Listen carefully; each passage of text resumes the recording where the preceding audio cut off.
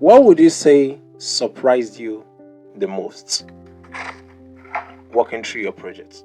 What surprised you the most about working through the project? Okay, I'm going to say the process itself surprised me the most. The overall process surprised me. Like I said earlier, I had like an expectation of the usual pattern, but when we started, first of all, we started through the email, and then we proceeded to Google Drive and all of that. The entire process of uploading, creating a folder, AI logbook, worksheets, updates, the entire process, because I think a lot of people are used to the usual going to your supervisor's office, submitting, printing it out in multiple, papers over and over and over again, and then they'll just make corrections and all. It was different because now it's online and it would be easy to detect things quickly, even though it's also easy to just make edits rather than printing pages and all of that.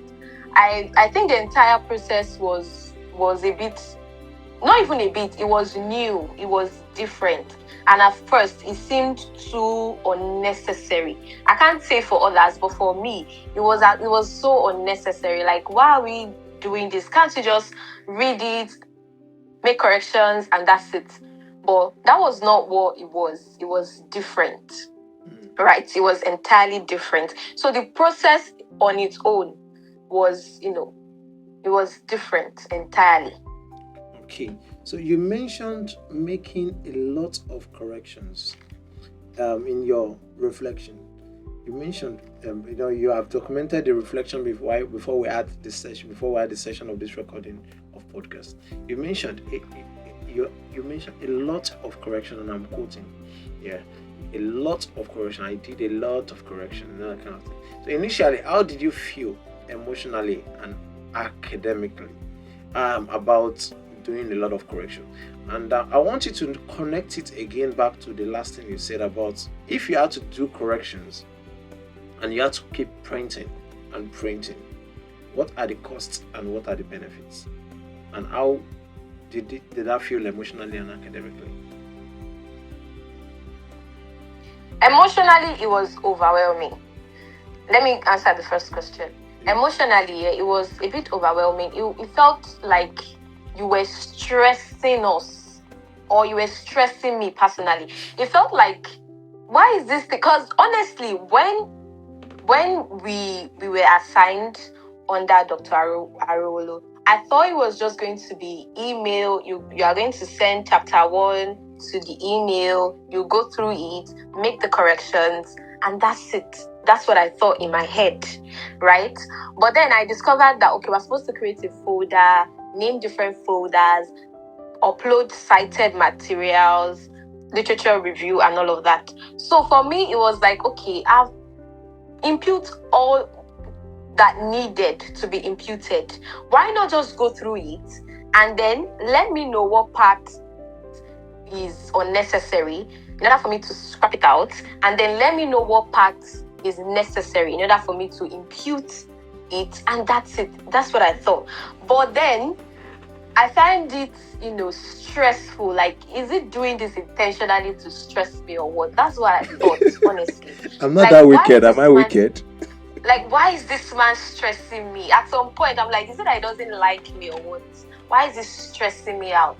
And academically, I'm going to say it couldn't have been done in a better way. Because honestly, every part from my chapter 1 to chapter 2, because at some point I needed to give somebody, like, help me go through it. Let me know, like, what am I doing wrong? Is it that this man does not like me or what?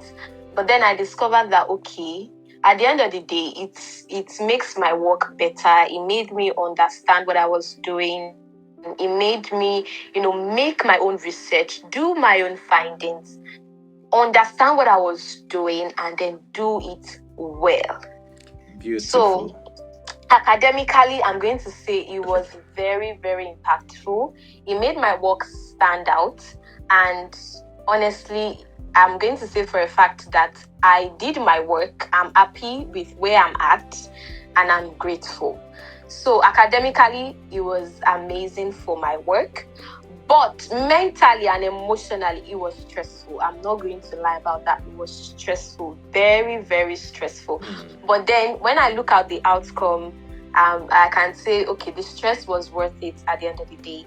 So that's good. So and for the second question, I'm going to say honestly, the whole upload, and I can't even imagine printing with my money, and then so many mistakes and corrections are made, and I have to print again and print again. So I'm going to say it actually reduced costs in terms of monetary costs, financial costs. I'm going to say with so much mistakes that was made and so many corrections that was made, no. I think this was better, way better than having to print multiple times and all. You picked all of my questions. That's why I'm like, oh, that's interesting. It is either you have an excellent memory or you are taking notes. That's no, I remember. Beautiful. That's really commendable. I would like I'd like every other person to emulate that. Now, you did mention something. I was going to ask, did you ever felt overwhelmed, discouraged during the process? I won't say overwhelmed. You already mentioned that you were overwhelmed. So did you feel discouraged during the process? Yes, I did, and I don't know who exactly can remember. It was when we were supposed to get approval for our chapter 1 to 3, and then you told me to start all over again.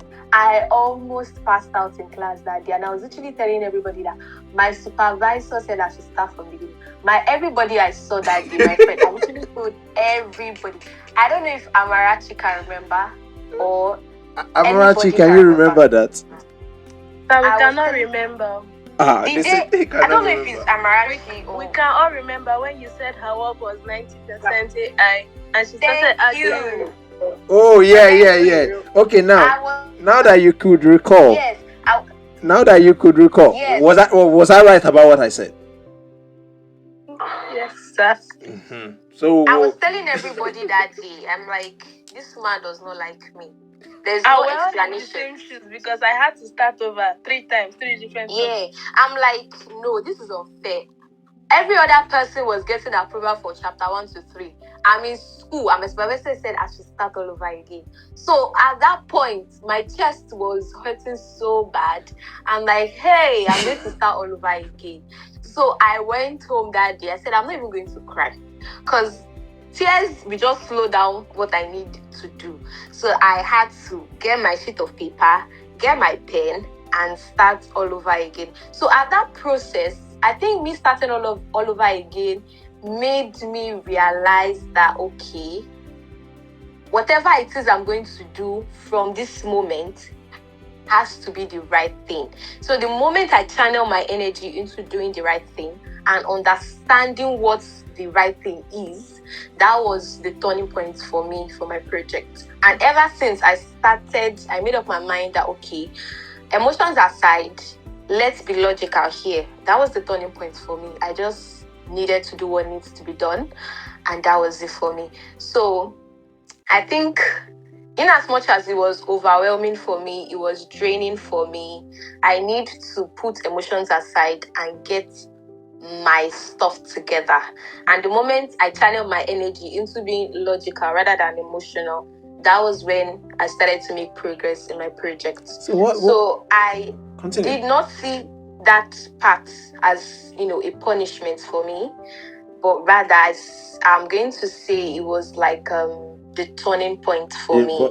But so, let's be honest, it felt like a punishment. Yeah, it did. But in order for me to make progress, I didn't see it as a punishment. So, because I felt like out of how many people, of all the people to hate, is it me? There's nothing to hate about. Okay. So I just took my pen and paper and got to work. Okay, let me ask somebody who had almost a similar experience in the last 24 or 48 hours. Itunu, can you relate with what she said? And what would you what did you feel like? And you can introduce yourself too. Are you there? Can you hear me? Yes, I'm there. The network is. Okay. Okay. Did you get what she said? Are you able to relate with it? What would you like to say? Yes. Yeah. What would you like to say about that? I'm still in my overwhelming state. So, for what she said, I realized that with constant work and ability to understand it properly, because that's what I think she like settled down and understood what she was asked to do properly. Beautiful. I'll be able to make progress. And nice. It's going to be, the process is going to be for my own good, because at the end of the day, it was my work at the end of the day very profitable. Okay. Thank you for sharing that. That's the voice of Itino, and then she's just connected with what Farida have shared. Now, Farida. Yeah. Despite what happened, what helped you to continue, irrespective of the pressures of repeated revisions? My work made me continue. Since I started it, I knew I needed to finish it. And not just finish it, I knew I needed to make the best out of my work. Because at the end of the day, it's my work, my own experience, my own journey. And, I'm the writer of my own work. I like that. So I knew I needed to make the best out of my work, experience it, own my own story, live in my own journey, and just, make the best of it at the end of the day. Anything that's worth doing is worth doing well, and my work is worth doing well. I personally like the feel of that statement, that it is my work, it is my writing. I enjoy it. I like the feel of that. That is the same feeling I want each and every one of you to have. That's the way it should be in school. That should be our experience, because what we don't own, we can't prove, we can't defend. You can't put an AI content forward and expect certification. Are we certifying AI? Or we're certifying you? Are you able to defend it or not?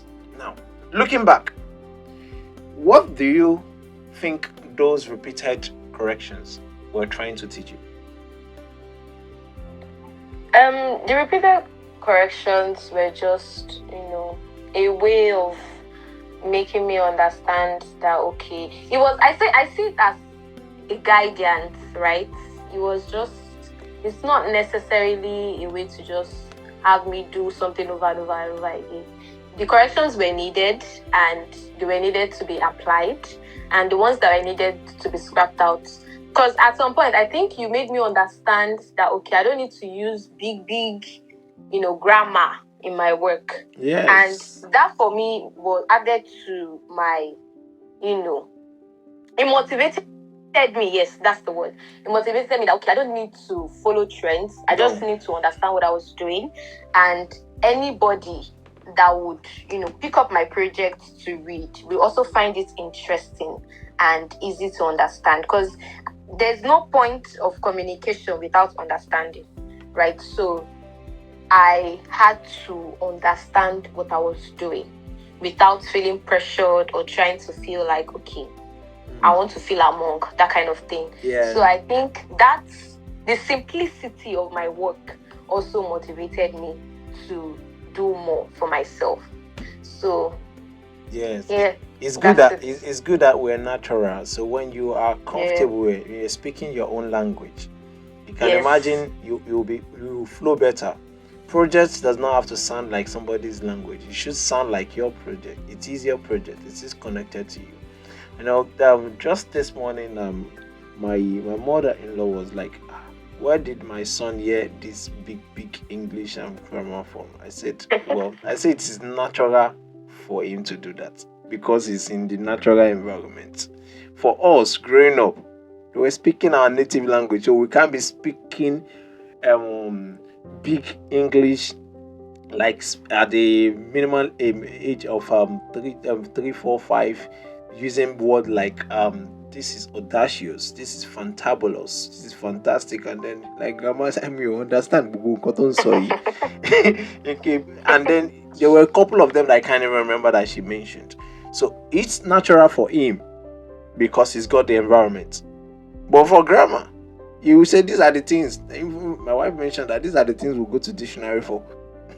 I say for them, it is natural because they've got the dictionary inside of them. You understand that kind of thing because it has happened, wired in the environment. So it's just good for you to speak your language.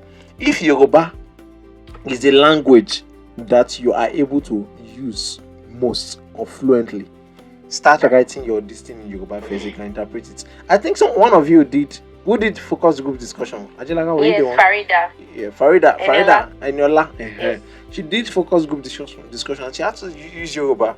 And that's when she realized that she was a Yoruba person. And eventually, she knew that she didn't even know Yoruba as much as she thought she did. Okay, so let's come back here. Where were the recurring mistakes or weaknesses that you began to notice in your writing or thinking?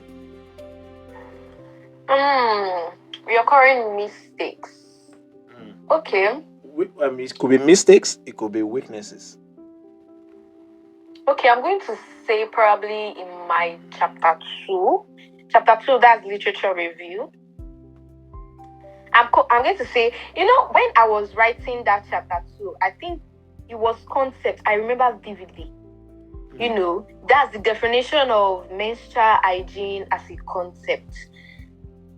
I think I think that was where my major issue was. So when I had to define menstrual hygiene as a concept, and then I remember you told me to quote any menstrual hygiene definition of a Nigerian. That's Nigerian definition of menstrual hygiene. So I think that part for me was like, okay, because menstrual hygiene, the definition can be in dictionary, can be in Safari,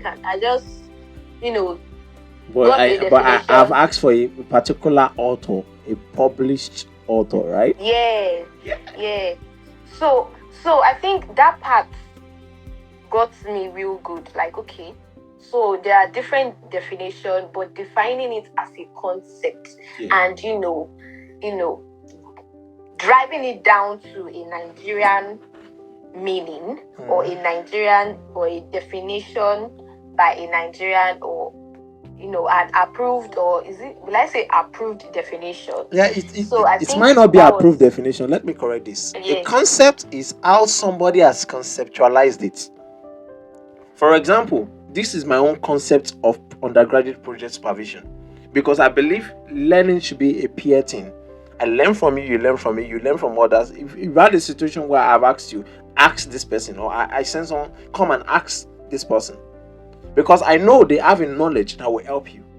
So that's a concept. So now if I'm to define what is project supervision, the way I would define it is different from the way another person would define it. Yeah. So now, concept is very important, because the way you define your concept will determine how your project will be interpreted, how your data will be interpreted, and what meaning will be, because it is all of those data will mean something within that concept. If my concept of menstrual hygiene is using tissue paper, using towel, that was it at one time, but today you can't. It's not the same.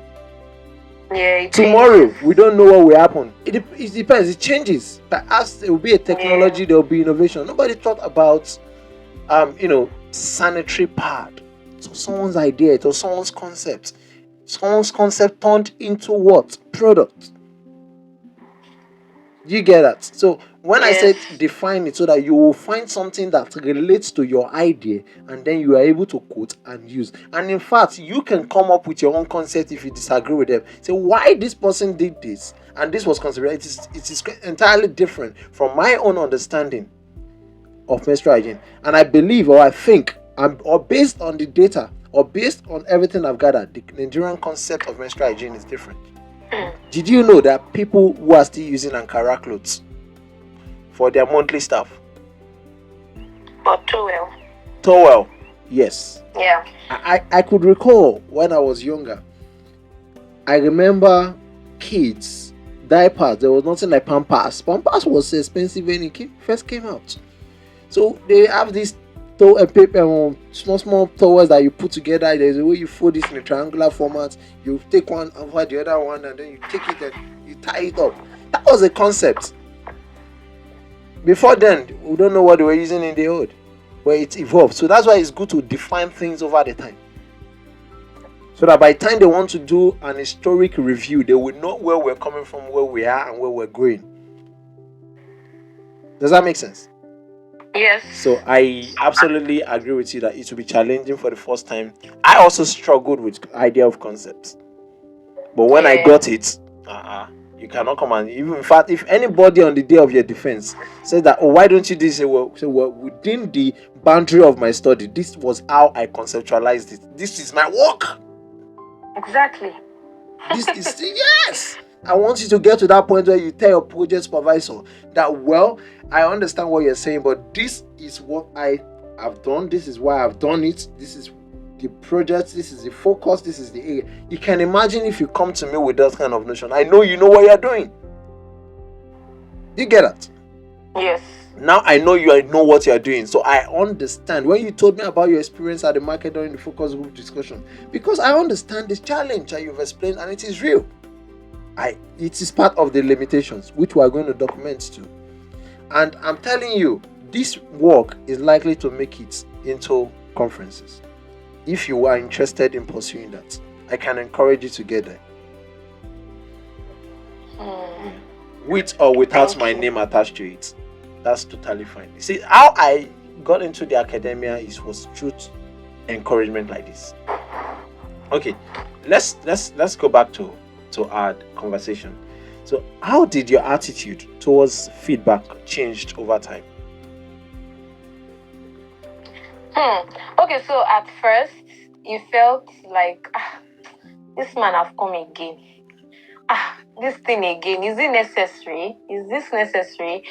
But like I said, the more I got involved, the more I started to find my work interesting, the more I did not see it as something stressful, but something rather than like something helpful. It was helpful to me. So at first it was a bit stressful and I felt like it was unnecessary. Let's just do it the normal way now. But then I started to say, okay, this one makes sense. Okay, yeah, it will be helpful. And then I started to do my own adjustments with the feedback and the corrections and the guidance from my supervisor. And I started to, and you noticed do my something. Own thing. Yes, when you're doing your own thing, you notice that it became your own thing, and there was less intervention, right? It became more independent. That is the point where every supervisor should get to. So now, you mentioned something about it helping you think more critically in your reflection. What does critical thinking now mean to you in the context of your research? Okay. Like I said earlier, when I got to start, let me just say, when I started all over again, there are some corrections that you already did for me when I initially, the very first beginning. So when I now started doing it all over again, so most of those things that I picked from it, because I did not want to repeat the same mistake that I, made the first time, that made me now start all over again. So I put emotions aside and became logical. I did my own research and be like, okay, this makes sense. This doesn't make sense. Dr. Arowolo would definitely scrap this one out. He would definitely say, okay, this is not needed. This is needed and all of that. So I'm going to say with the initial corrections and all, it would not even make sense to repeat the same thing I've been corrected on before. So I think it was just common sense and just logic. I just applied logic and common sense to most of my work, and that was it. For example, I'm going to give you an instance. Okay. For example, when I was writing my chapter 1 and 2, I remember vividly, you asked me, okay, where did you get this cite, where did you get this definition from? This cited material, where did you get it from?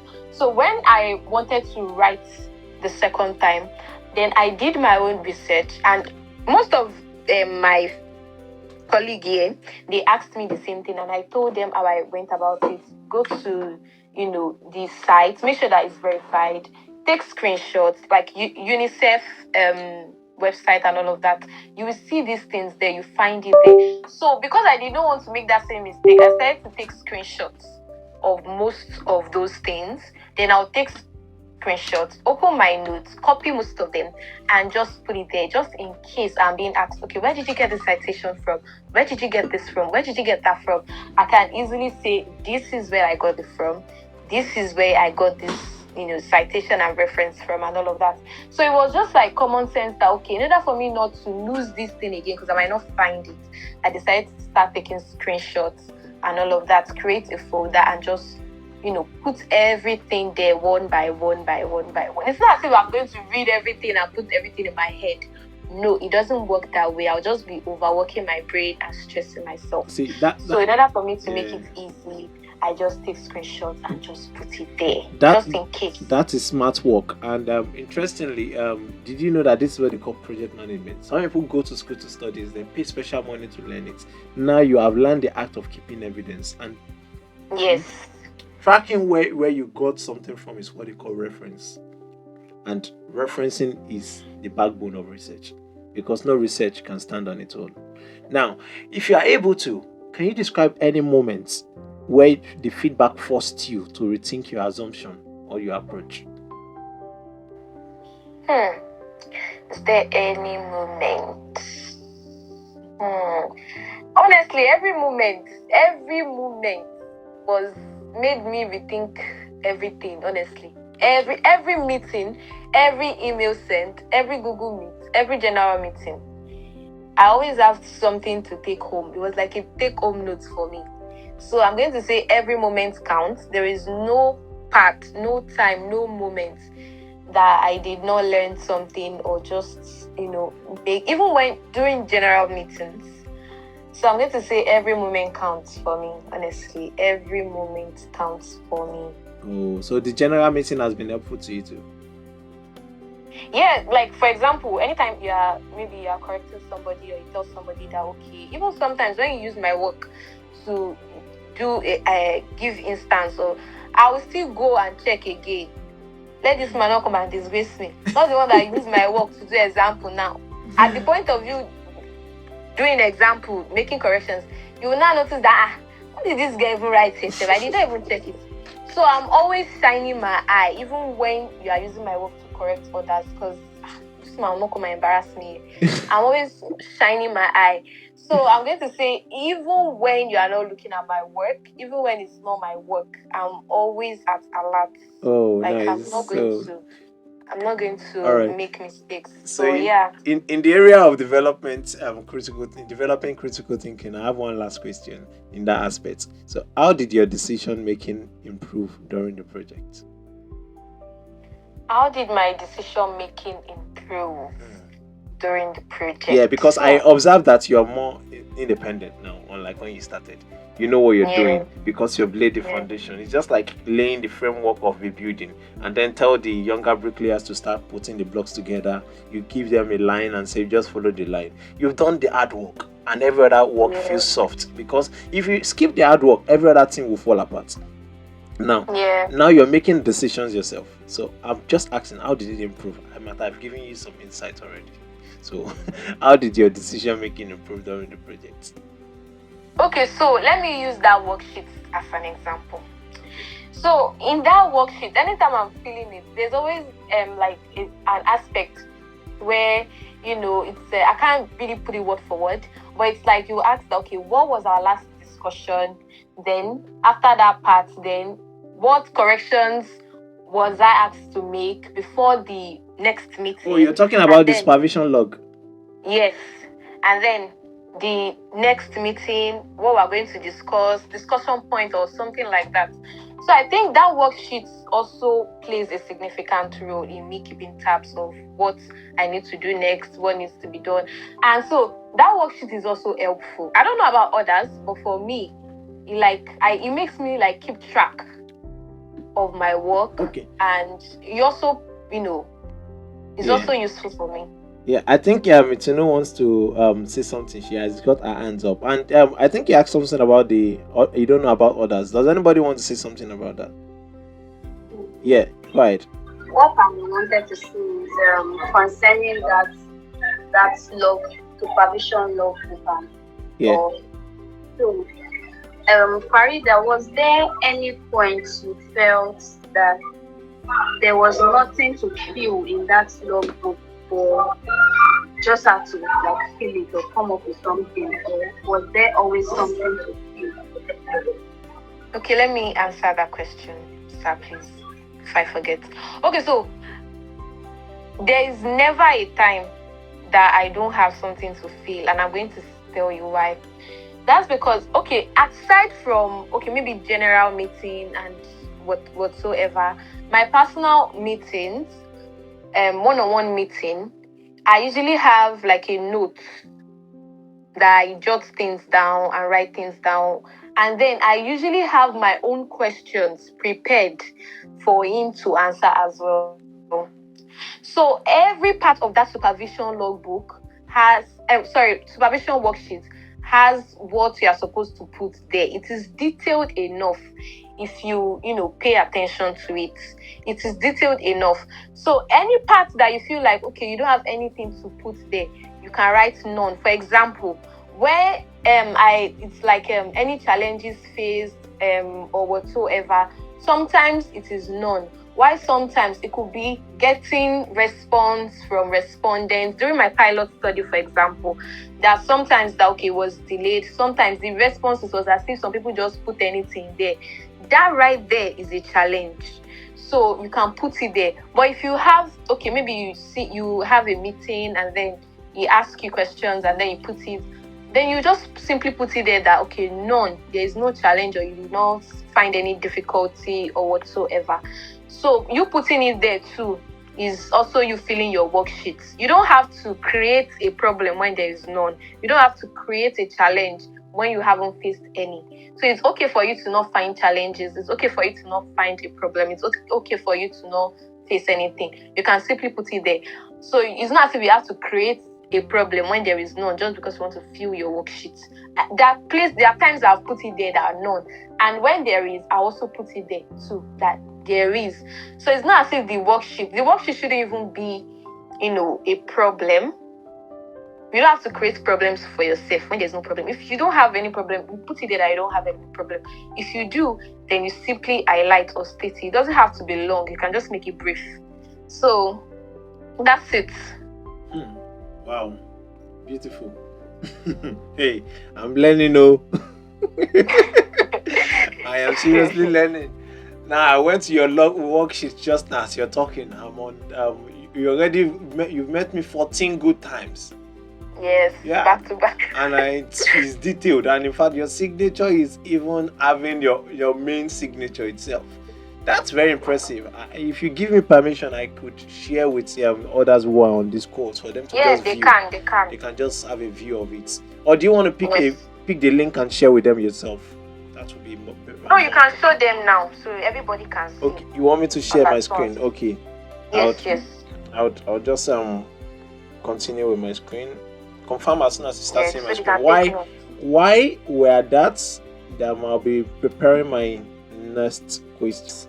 So what we have here, for those who are listening to this as a recorded episode of this podcast, I'm sharing the Excel sheets that we've been referencing. This is what I call the supervision log. It's an Excel document with several columns. The first column is the student name, and then we have the meeting number, the date, the mode, in person or where, podcast, where, Telegram, email, Google Meet, direction. Now, previous action. You have to document your previous action. If it was our first meeting, just tell me what you've done, and we just say first meeting. So progress since then. you note it down also too, so we know we are making progress. Now, discussion points. What did you discuss during the meeting? Take note of it. Are you following, guys? Yes, I Good, am. lovely. Now, the work reviewed. What did we talk about in that particular meeting? We can see that the last two things we've been talking about is what? Research. We've been talking about the progress update, then questionnaire, and then we will add a conversation around the podcast, of course, focus group discussion and all of these things. And then the chapter, what chapter they have. I say that, and then the feedback summary. What feedback did I give? You understand? And then there is something you usually may always get. My AI will send you the summary of the meeting. How many of you have gotten that before? No, I don't think so. You don't get that? Sorry. Who have? I have. What's in the last meeting we had? Yeah, good. After every meeting we have, it sends I think an automatic summary or you send it via Google Meet. Yes, via email. Yes, exactly. And it tells you some action steps, right? Yes. So yes, sir. So all of those things have to correlate. That provides you some guide. So areas requiring revision. That's another column there on this worksheet. And then agreed action. What did you agree? Then the risk. What are the risks? The last risk that was mentioned there is delays caused by procrastination and research challenges. That's a good point there. Support required. If you required support, now it's been continuous academic guidance or academic guidance and supervision. Then the next meeting you have to propose it, and then the next meeting focus area, what you want us to focus on, and then you supervision signature and then student signature. So in this case now, I believe that I can now sign this one. So I'll just sign it even right now as I'm talking. So there you go, it's been signed. So, and then that's what the supervision log looks like. Let's get back to the conversation. We're focusing on growth in academic writing now. Now, in what ways has your academic writing changed since the beginning of the project, Faridat? That's changed drastically. It has positively, actually. That's changed positively. Overall, positively. So, yeah. Okay. So, what specific areas improve the most? Is it structure, argument development, referencing, analysis, or clarity of expression? I'm going to say structure. Okay. Clarity. Mm-hmm. Simplicity. Mm-hmm. Consistency. Mm-hmm. So I think that for me are like the key significant, things that I can note through my journey and experience. I think simplicity from the very first beginning, that's from my background to the study. I had to, keep it simple, detailed, and I'm going to say simplicity. And then consistency. I had to be consistent with my work from A to Z. Keep it simple, be detailed, and all of that. So I would say I was really consistent with my, work. From the writing to the structure, everything, I was consistent. I am still consistent. Wow, so I'm going to say that for me is like the highlights of my experience for me. Nice. So, was there any reason why you left out referencing? I noticed you emphasized referencing earlier. Is there any reason why? You left out referencing. It wasn't like I left out referencing. It's not like I left it out. Okay. It's just that, like I said earlier, at some point, I was uploading. I don't know if you can still remember. I think you created it for me, sir. You said cited and read. Yes. If you can remember. Yes, I noticed. I remember. I noticed you're having the problem. Yes, because I remember because it was me that was experiencing it. So I remember every part and every bit of everything. So it was it's long, so obviously I can't put everything in my head. I just needed to understand the one that is most important and know it and then do my thing. But aside from that, even when my friends come and meet me and they'll tell me, I'll help them out and tell them, okay, for example, my work is different from your work, so I can't tell you where or how to look for it, but this is how I did my own, this is where I got it from, so you can do the same thing, right? So I'm going to say, at the process of me even telling them, okay, this is it, I also learned from it as well. So I'm going to say that for me is like a big one as well. So Truly, yeah. we usually would learn through our teaching. So for me, when I was an undergraduate student, I was a different kind of student. So when I teach people what I know, sink in better, I need to process better. You understand? Yeah. So when I teach tutorials, I teach my friends. Some people even decide to leave their house, come to my house, and some eventually started living with me. And then that's how we started life. And then the thing is, it's a thing. Once I learn, I want to teach. Once I know, I want to do.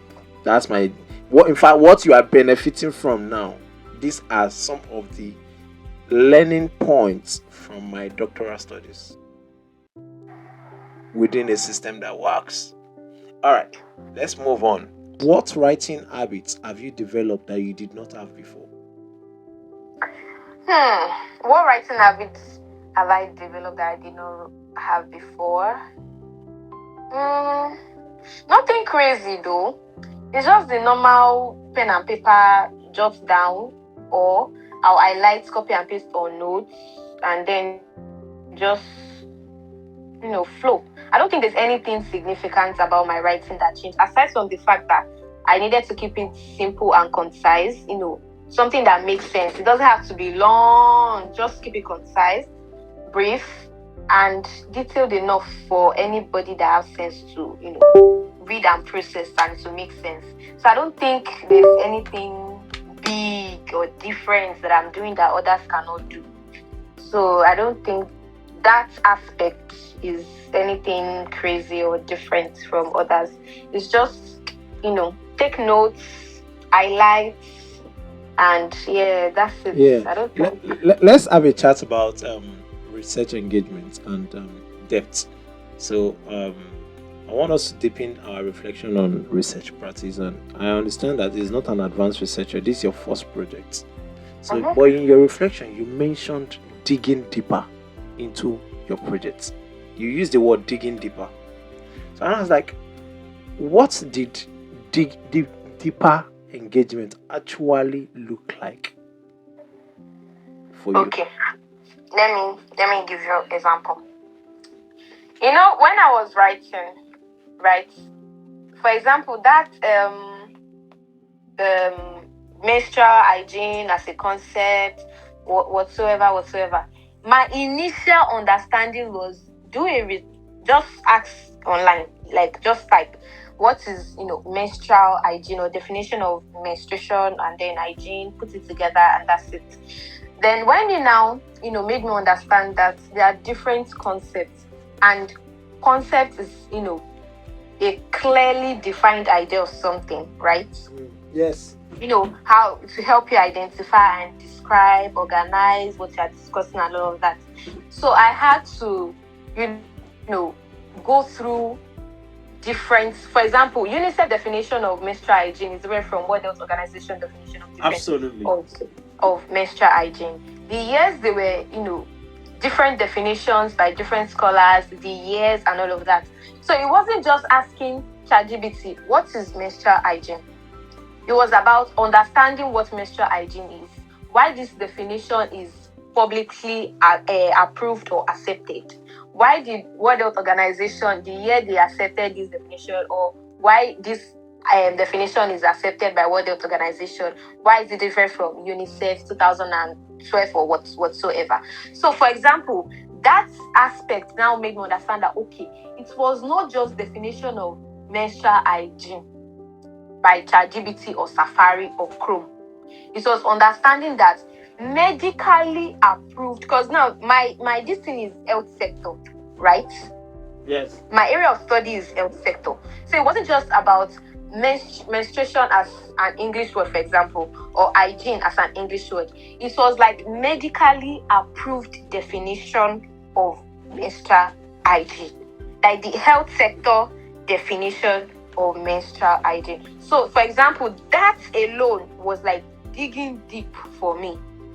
This is a sector that I don't know.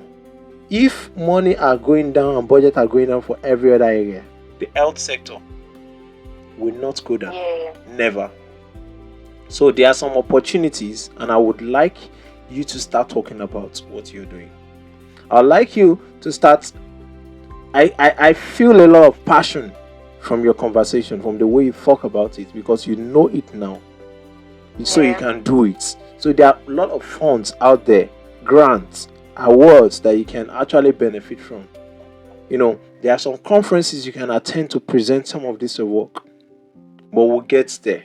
Let me see what you're coming back with your data, and then we'll move on with that. So yeah, do you want to finish your thoughts so I can move on? Yeah. So it wasn't just about menstruation is monthly flow of blood whatsoever. It was about medically approved, definitions, hygiene, process, steps. So it wasn't just about so that, for example, is like what I mean by digging deep, checking, doing research, understanding. This is what is approved by World Health Organizations. This is what is approved by UNICEF. This is it. This is it. This is it. So it wasn't just about writing definition in my background to the study. No, it was about me digging deep, understanding what I was doing. Like I said earlier, because it pushed me to understand, get involved. So it was through my involvement in my project that I got to understand better and find it even more interesting, find my work interesting to do. And maybe because I'm a female, so it's kind of like relatable, and I was able to even learn from my own research and my own project. So yes. Okay.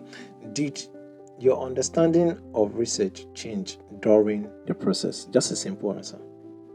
Yes, it did. So what did you learn about the difference between surface level work and rigorous research? Okay. Can I make an example? Yes, please. Okay, so for me, right, I know that as a woman, you're supposed to take care of yourself, be hygienic, change your sanitary pads 3 times a day and all of that. But it was through my own research that I found out, and I even find it more interesting that, hygiene is not enough. You just changing your pad and doing this is not enough as a woman to be safe and not get infections. Even what you eat as a woman can trigger you to have infections. So it was through my research that I discovered there's so much more than just changing sanitary pads or wearing pads, during menstruation. There is so much. So what can we eat that can cause infection? For example, the food that you eat can trigger a woman's vaginal pH and cause her to have infection. Even when you urinate and then you use water to wash up and all of that, if you don't wipe and make sure that area is clean and dry, the moisture on your underwear can trigger you to have infection as well. So it is medically approved and medically, confirmed that even moisture can cause you to have infection. The food that you eat, sugar and all of that, it can trigger your vaginal pH as a woman and cause you to have infection. So that was how much involved and how much research I did. So it's not just about you wearing sanitary pads 3 times a day or using tampons or using, menstrual cups and all of that and just wiping off. So it is encouraged that even after you do all of this cleanup, it is important for you to use tissue paper to wipe down there and ensure that there is no moisture at all before you put on your pants back and go on about your day. So that too can, cause it. So it's not just about, I'm the neatest in the room. Little things like that can cause somebody So to have are they, depression. this information, are they out there? A lot of people I think it's out there, but a lot of people don't get enough enlightenment on things like this.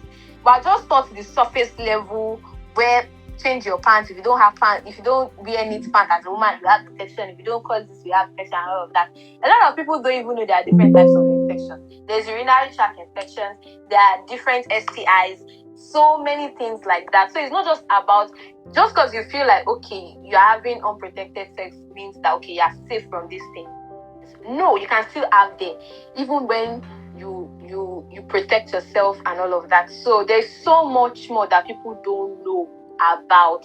We just know about, okay, the normal way, because that's what we are told, or that's what we have been believed is the ideal way to prevent ourselves from getting all of these things. So like I said earlier, it's through my involvement in my project that made me understand that, okay, there is so much more to this. There is so much more to this that we don't know about, that does not even get enough PR the way it should. So yeah, it made me involved. It made me find it interesting. Even the way I'm saying it now, you are finding it interesting, Abby. That's how I'm super finding it interesting, because I could relate with it even when I'm not I'm not a man. So it's like interesting to me that, okay, so this and this and this is what it takes, and this is what should be avoided, this is what should be prevented. So it wasn't just about going through Chrome or ChatGPT. It was about going through this website, doing my own research, checking these things, confirming it, and all of that. So let's take it to a fundable level. And do you think you are doing this research? What would you do with your data? Will your research address these things that you have found? Are you going to connect it? How will it become live? And because what I'm thinking, these things, if they are not already out there, if they are not campaign, these are such wonderful idea that World Health Organization and some other body can actually finance or fund for you to run the campaign. As a communicator, are you looking or considering such kind of opportunities? No. No, not really. But it is what it is, sir. Okay, thank you. All right, thank you for that. So, supervisors, student dynamics. Let's talk about this, about our relationship now. We've been having a chit chat. I think this is the longest you've had a chat with me, right? Yes. Okay, so let's explore some of our relationship. What kind of feedback or guidance impacted you the most? What kind of feedback or guidance? Yes. I think every part of it, though. But I think the most interesting one for me was when you asked me to create a folder for cited and read. I think that was the turning point for me, because it was when you asked, because most of the times, like I said, I just write and then put it because that is what I'm supposed to do, right? But like when you told me, okay, where did I get this and this and this from? I now have to go back and search for it again. So it was because of me searching for those things that I started, making screenshots and then reading it and then putting it in the folder. So it was during that process that I found out most of these things that I mentioned initially. Then I said, oh, okay, this part, and this part, it might even ask me. So let me just read through it and then create that folder and then just dump it there, just put it there just in case. So it was that process of just in case that I figured out most of those things that I know. Brilliant. So what were the moments where the expectation felt uncomfortable or demanding? Uncomfortable? Yeah. I wouldn't say uncomfortable. I don't think that's the word. Okay. The word. It wasn't uncomfortable. It was just, a bit demanding. Yes. Okay. Maybe demanding. I wouldn't say uncomfortable. Maybe demanding. But maybe chapter 3 and 2. Chapter 3 and 2 were the major this thing for me.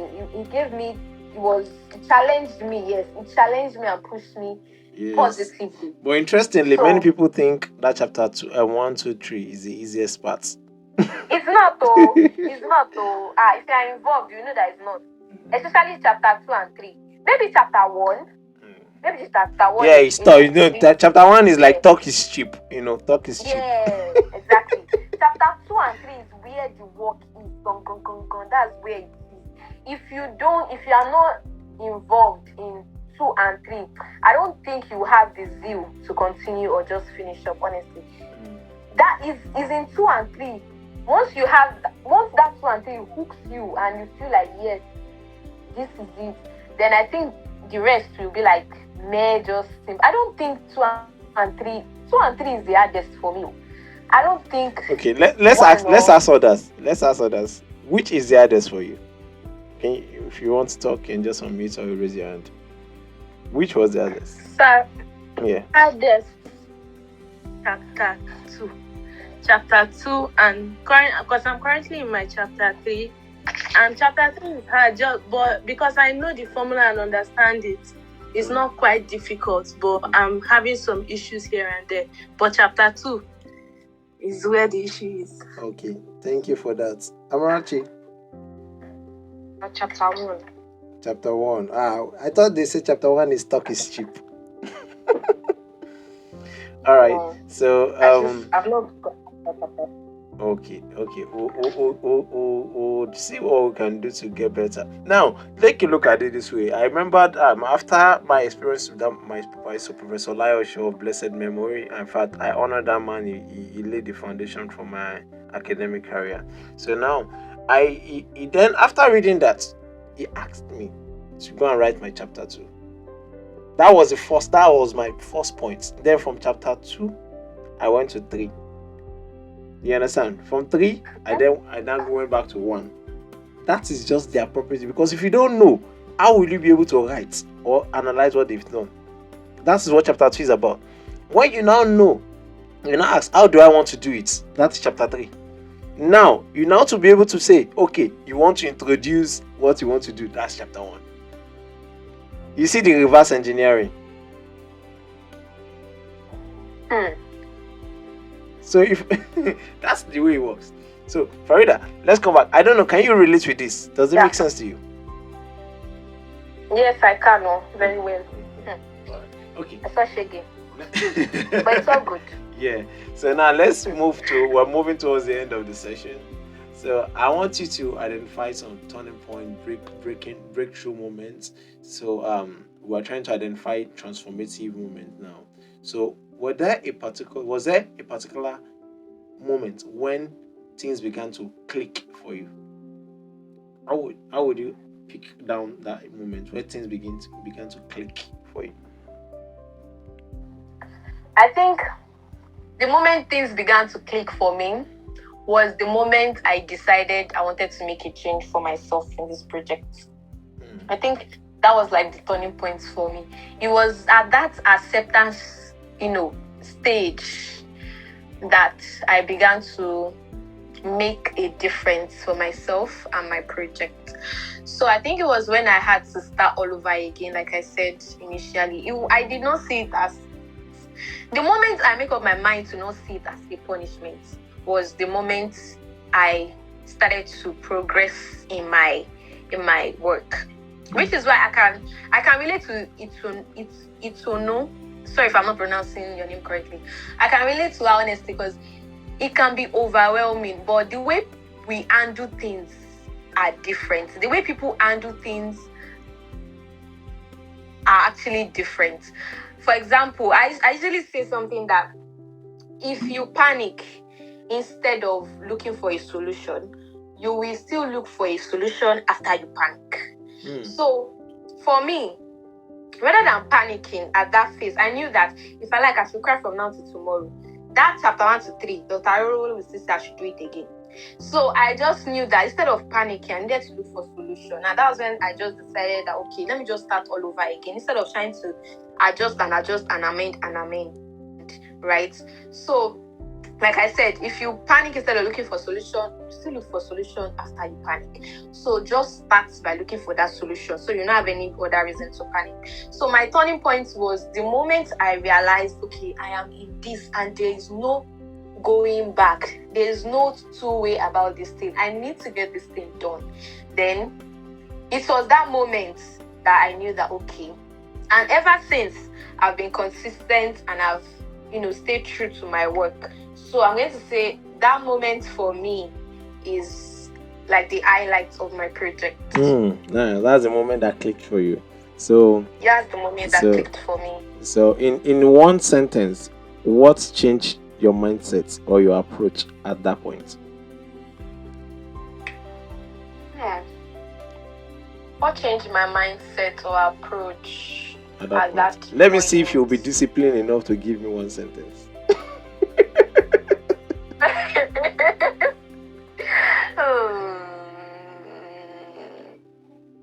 I think consistency.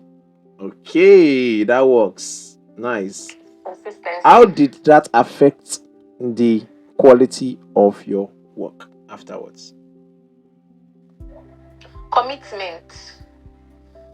I was committed to doing the right thing. And I was consistent enough to keep up with it. So beautiful. Thank you for that. Lessons for others now. Want to draw from you. I want to learn from you. How many of you are enjoying this? Who is enjoying this? Are you enjoying this, Farida, yourself? Yes, I am. Yeah, Amarachi, Madizia, Itunu, Teresa, Fagbon is joining us. Are you enjoying this? Yes, sir. Oh, lovely. Get ready with your question. We're almost there. We're almost there. All right. Now, lessons. It's time for me to grab my pen and my notepad. It's right beside me. What misconception do students often have about research projects? Is that for me to answer you? Yes, for you now. I want to learn from you. I have my pen. I think the common misconception is that, No, before you go ahead, let me give you a context so that you know okay, what we're trying to achieve here. We're trying to generate transferable value. You understand? Lessons for other students. You understand? Based on your experience, based on what you know, and why you think, some people can be doing the wrong thing and they don't think it's wrong, or they are doing it so confidently, believing that is the right thing. So now, what misconception do students often have about research projects? I think for me, honestly, if there's let me start by saying this: if there's anything I would have done differently, right from the beginning, is that don't have it at the back of your mind that, okay, this thing, it will not be easy. That's one thing. It will not be easy. But at the same time, don't give up without even trying. That's it. Because a lot of people, even for me, I already have at the back of my mind that this thing is hard. This thing is going to be long. So either way, if you like, I should try it to still be hard. If you like, I should not try it to still be hard. So maybe I should just rest instead. So I think for me, I already filled my mind with that thing of it's hard. So let me not do too much either way. So just at the back of your mind that it will not be easy. It will not be easy. But be committed enough and be consistent. Don't procrastinate. Right? Be consistent, be committed, and be involved. Thank you be involved. Thank you. Just be involved in everything you do. Be involved in your work. It's your own work. It is your own work. It is your own. Have it at the back of your mind. It is my work. Nobody should dictate for you. Seek guidance, seek knowledge, but do your own thing. Right? Be different. Do your own thing. Own your own story. Be the writer of your own work. And that's it. I hope it will not be easy, but you figure it out at the end of the day. I figured it out at the end of the day, so you can as well. And if you can, they can, right? So I wrote something out, and I love that. I hope all of you are also those who are listening, you're taking notes, you're pulling out quotes. I would like you, for those on Telegram, that you're on this call, I expect that you pull out some quotes and then you put it in the chat as your learning points. If you don't, I will ask for it later when I find you. You said something and I wrote down. You said it will not be easy. Don't give up without even trying. I like the word without even trying. Don't give up. Yes. Yeah. So what advice would you give students who become frustrated with corrections and revisions? It's okay to be frustrated though. It's okay. It's okay to be overwhelmed. It's even okay, safe, for you to give up and take a break. Don't overwork your brain. That's one. Don't overwork your brain. Don't stress yourself. Because if you overwork your brain, it will reflect in your projects. Right? It will reflect in your writing. It will be obvious. And it will not look as if it's even you that write this thing. Because they will even ask you something and you'll be like, which part of my work is that? You'll be confused. Because you have overworked your brain. And then when you're telling somebody that I wrote it myself now, they'll be like, are you sure? How can you not know what you write? It's not as if you don't know what you write or you are lying that you wrote it. It's because you have overworked your brain, you have stressed yourself, and you are not in the right frame of mind. It takes a lot to write a project. You have to be mentally prepared and mentally aware. You have to be sane in order for you to do your work right. So I take breaks, right? So it's not as if, it's Farida, she always gets it right. No, it doesn't work that way. You'll be stressed. And that's why anybody that have ever come to me, at some point, I'm not going to lie, I'll screenshot some part of my work and send it to them like, okay, this is it. You can check, this is the site, you can do this and do that, because I can relate to that. The only difference is that I had to do it by myself in order for me to tell you how to do it. That's just the only difference. I had to learn by myself. I had nobody to tell me, this. I had to do it by myself. But I've done it. And so I'm going to share it with you because I see myself in most of these people and I can relate very, very well. So just take a chill pill, relax, don't overwork your brain. It's okay for you to cry. If you need to cry, you can cry. It's fine. But at the end of the day, just make sure that in whatever you are doing, you still continue and get your work done. Because it's the result of your work that will prove that you actually tried. If the worksheet is not proving that, okay, I've been consistent with my work, there's nothing I want to tell Dr. Arowolo that will make sense to him because there's no result to prove that I did this and I was consistent with it. Absolutely. So at the end of the day, it will know specifically. I know that it's overwhelming for you and you have tried, but there's no way to prove that you have tried if you don't work and show the results that this is what I did, this is how I did it. Your struggle will not be proved. You cannot prove it. You cannot prove that you have tried if you still remain in that position and you're overwhelmed. Even your sister that is shouting at you, she will not see it will not make sense to her, no matter how you want to say it. So it's okay for you to take a break. Make sure that at the end of the day, you put in the work and you have something to show for it. It's that thing that you have to show for it that will prove to them that you did this work yourself. You went through hell to get here. So it is that result that will prove it. Or else there's nothing I want to say from now to tomorrow. They'll believe that you are lazy or you're not consistent or you're not serious.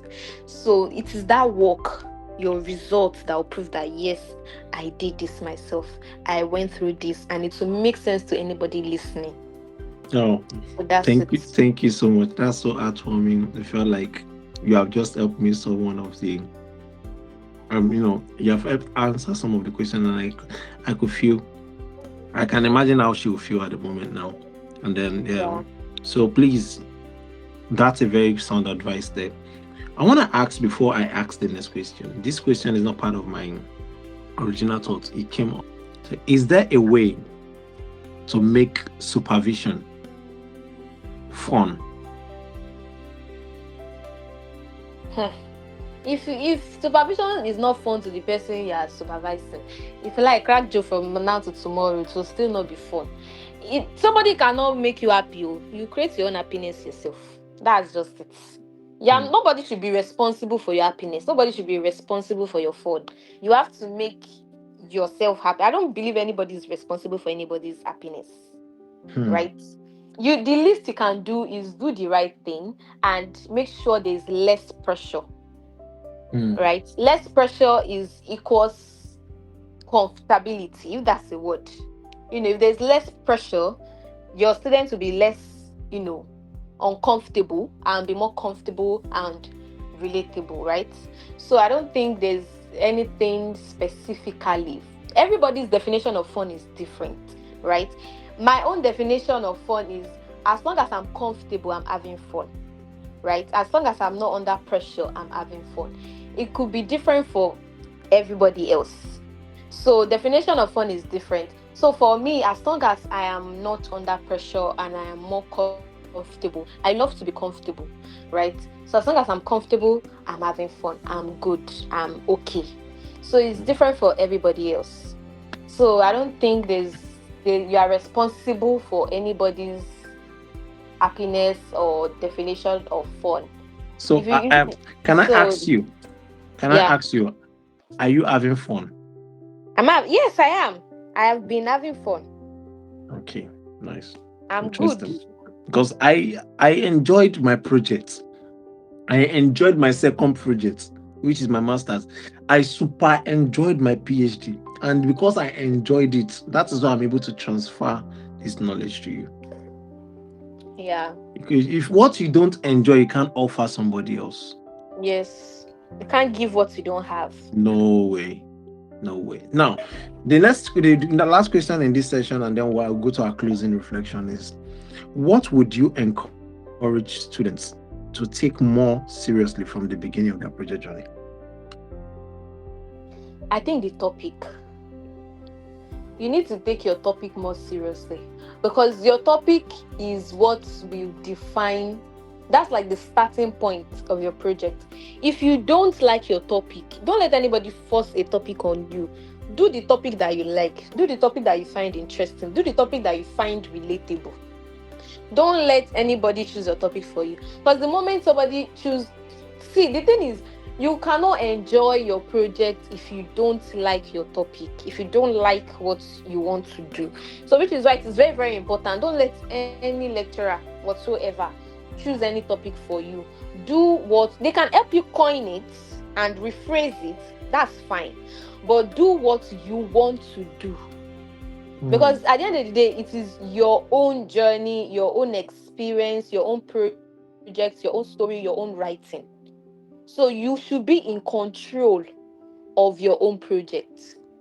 It is okay for you to have guidance, seek structure, assistance, correction, but don't let anybody dominate your work for you. So I think the problem with a lot of students is the topic on its own. By the time they propose a topic, it doesn't get approved. Lecturer assigns a topic for a student. The process, they will know. Most of the time, it's not even come from their mind. Most of the things they are writing, let me shall pass. So I think the topic on its own is the most important thing overall because that's the starting point. And if the foundation is not strong enough, there's nothing that wants to come after that would make sense, even for the writer. Wow, So, beautiful. So, how did you come about your own topic? When did you start thinking about it, and how can people, how can undergraduate students start making some decision on how to get their topic and all? Start okay, with for your me, own I think experience. I picked about 3 topics initially, but this particular one, the reason why I chose it is because I wanted something. My initial topic was I wanted something about bullying or just something different. I wanted something different, something I can relate to. Then I think I chose a topic relating to bullies or bullying, and then I chose menstrual hygiene, and then I chose mental health awareness topic whatsoever. But this particular one was what my supervisor said, okay, I think you should do this one. Do you like it? And I said yes. Because everything I picked, I made sure that everything I picked, either one, I know if you choose one in particular, and whichever one you chose out of that 3, something I know that okay, I want to do, I want to be involved in. And so when he approved this menstrual hygiene, I just knew that okay, yes, I want to do this. And because I'm a female, and I can easily relate to this thing. So I know if something is true, is not true. I know that, okay, you can't tell me as a woman. You can't. My supervisor cannot tell me, okay, this, and I will not know that, okay, this man is just, he does not know what he's saying. So I knew that I'll be in control of my own project. I'll be in control of my topic. So I knew that, okay, this is relatable, and I'm going to go with this one. So students should learn to pick what they are in control of. Yes, something that you know about, something you know that, okay, this thing, if you tell me that, okay, I'm a woman, I can relate to this thing, so you cannot tell me what or what not to do about this thing. So you have control. It's that control that you have over your work that will determine the outcome at the end of the day. So yes, lecturers too to stop picking topics for students. I don't support it. It's a very bad idea. Yeah, Very, very lecturers, bad idea. and they do it a lot, which is why I always kick against it. Don't pick topics for students. Let students do what they want. Do you know why they pick for students? In no way am I justifying it, because the students don't know what they want to do. They just bring things. And for some lecturers, they are picking topics that align with their own area of research. Yeah. So, and either way, it's not their project. It's for the students. Students should pick their topic. All right. So this is the point where I will ask the people who have asked questions to share their question. Oh yeah, who is going first? Who is going first? Go first. Okay, your name, who you are, tell us about yourself, and then you ask your question. Okay. My name is Odukwe Tuno, 400 level of mass communication, Lagos State University. Okay. And my question is about our process. Though she has answered like some of it, but I think I should still ask it. So I asked if there have been times where you lacked clarity on something to do, on what to do, and how did you approach it? So Clarity I on need what an instance, because you've said a lot and I've picked some points, but I just need like an instance to better understand instance of it. what exactly? So can go straight to the point like and tackle the issue. yes, the worksheets. Yes, let me use that. Yes. Okay, let me open my worksheet so that I can be pointing it out. Okay, so what part of the worksheet don't you understand? Let me break everything down. Then you tell me what parts is still difficult for you to understand. Is that okay?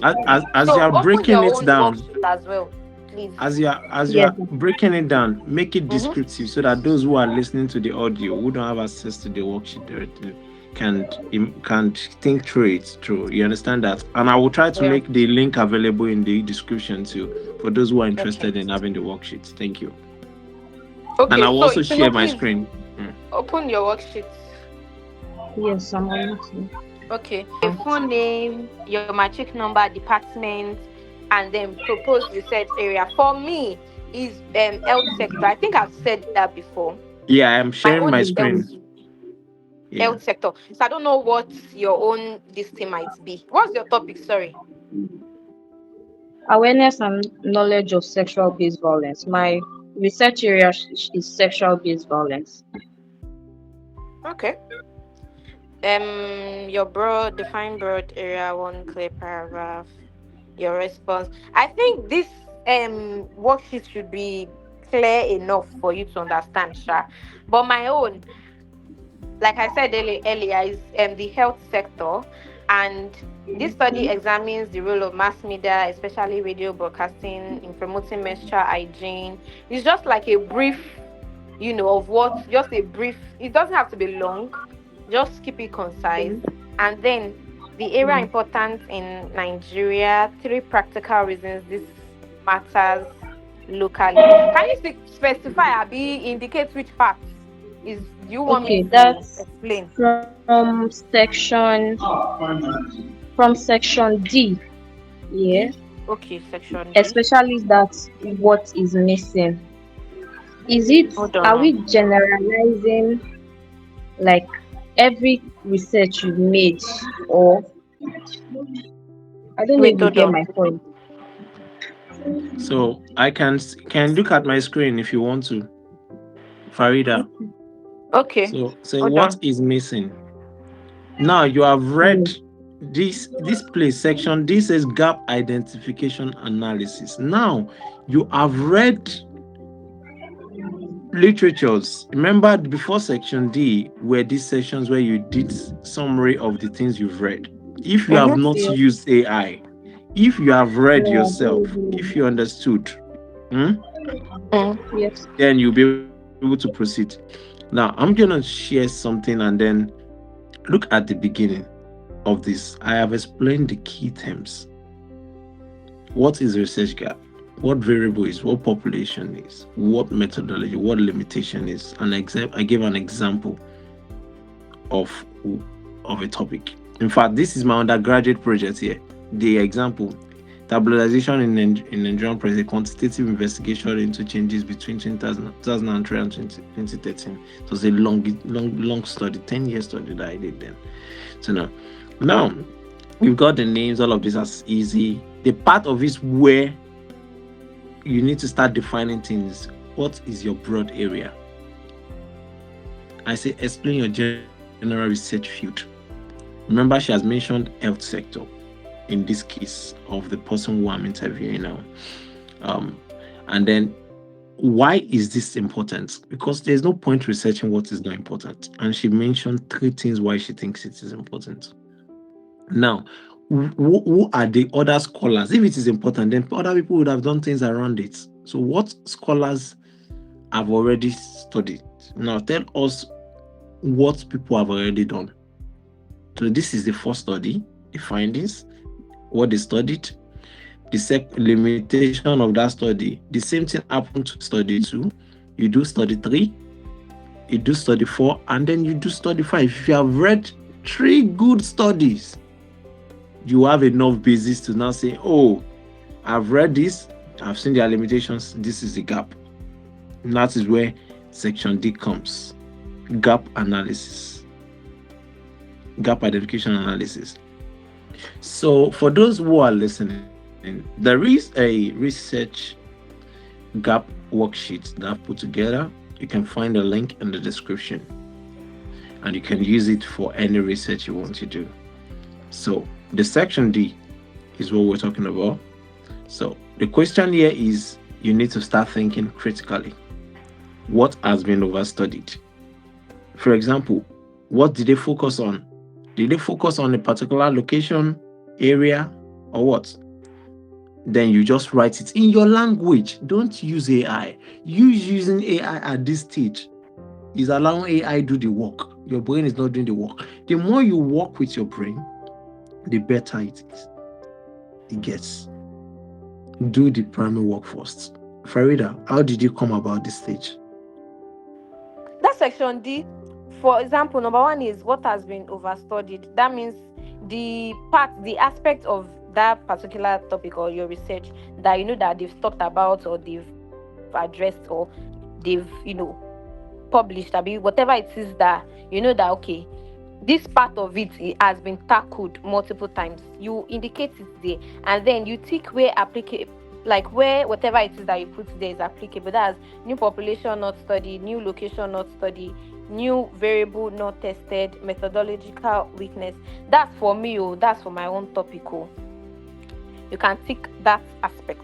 Then undergraduate research companion gap explanation. Existing research everyday documents how MHM and infrastructure barriers for already test video as an accessible. Whatever. Okay, so that part is just the part of, is like the loophole in that particular research.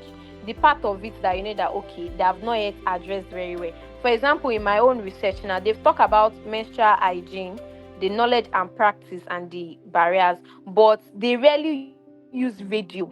So radio is like my own this thing for for gathering information, creating awareness, and all of that. So they don't really use radio as an intervention variable, especially among public university undergraduates in Lagos. So that's like my own, that's what my own research want to fill. That's like the gap that my own topic, my own research wants. That's like the loophole that I want to fill. Do you understand it, no? So I understand you. So that's what you will put there. What's your own research want to address, what you want to feel. That's like your gap explanation. That's what you put there. It doesn't have to be very, very long. My own is just like 4 lines. So it doesn't have to be very, very long. So that's it. Then you now write the research gap in one clear paragraph. You put it there.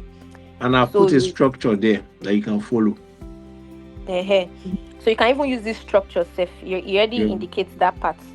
Then is your gap real or assumed? So you now come and write it there. It's not that you are just making things up. You don't just make things up or assume whatever it is. Make sure that whatever it is verified. You know what you are doing.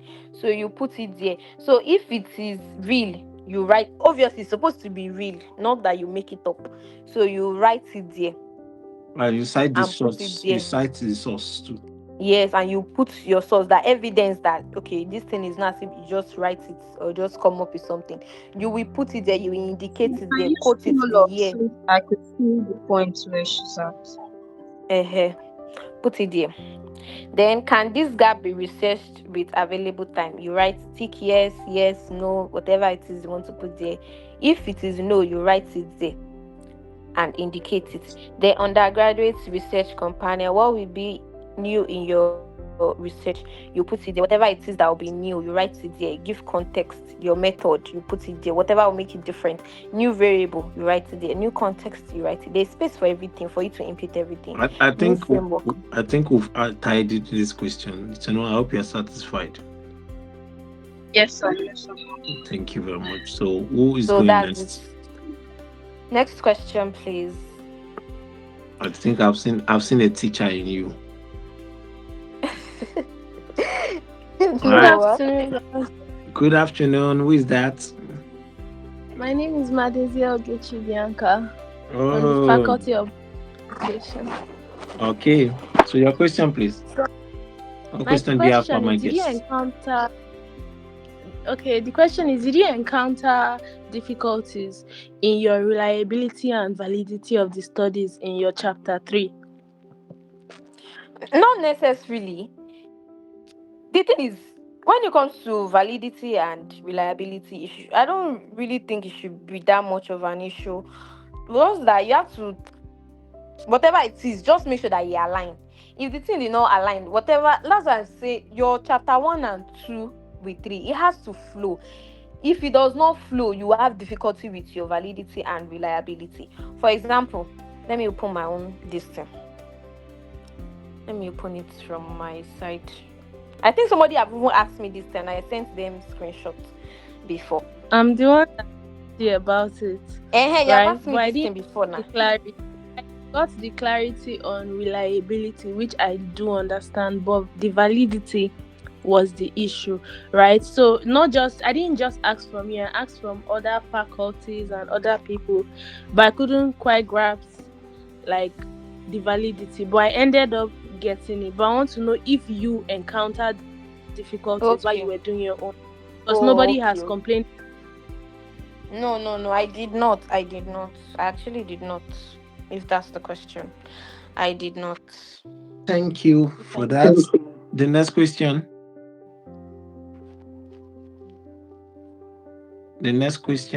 Does anybody have question again?